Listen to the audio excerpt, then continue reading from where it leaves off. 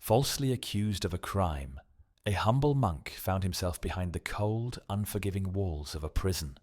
Stripped of his freedom, but not his principles, he was assigned a small but significant duty, delivering tea each day to the prison's most feared guard, a man known to the inmates as the Dog. The Dog had earned his reputation well. He was a figure of dread, infamous for his merciless discipline and harsh punishments. Inmates whispered that he would delay work shifts just to rob them of precious visiting hours or punish the smallest mistakes with exaggerated severity. His cold, unflinching stare and callous demeanor made him a symbol of the harshness of prison life. Yet the monk, bound by his vow to spread loving kindness wherever he went, approached this daunting task without hesitation.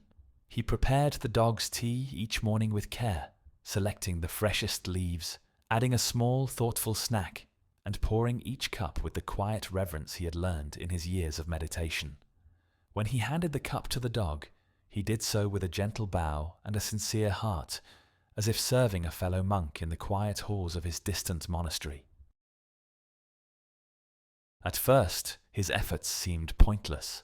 The Dog barely glanced his way, accepting the tea with the same cold indifference he offered every prisoner.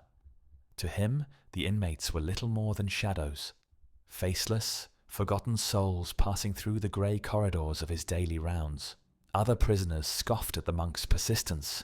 They told him that his soft ways might be fit for a temple, but this was a world where only the strong commanded respect, where kindness was a weakness and mercy a fool's errand.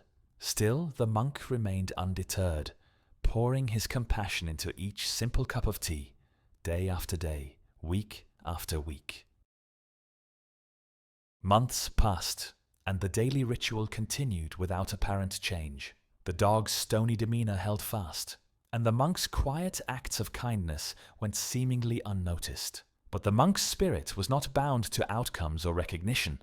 His actions were not a strategy, but an expression of his nature, a reflection of the inner peace he cultivated regardless of the world around him. Then, one morning, as the monk prepared to leave his cell for what might be his last tea delivery, his release from wrongful imprisonment finally approaching, he handed the steaming cup to the Dog, as he always had, with a gentle nod and a calm smile. For the first time, the Dog paused, his eyes meeting the monk's for a fleeting yet profound moment. And then, with a voice rough from years of silence, he muttered a single unexpected word: "Thank you." The quiet words rippled through the prison like the crash of a great wave. Hardened men in neighboring cells, who had long since abandoned hope in simple acts of kindness, looked on in stunned silence. In that small moment, they glimpsed the quiet power of compassion, the force that, like a slow but unrelenting river, can shape even the hardest stone. Dear friends, while kindness is a powerful force, it is not without limits. Protect your spirit and offer your care wisely, but never forget, love, like water, can soften even the hardest heart with time and patience.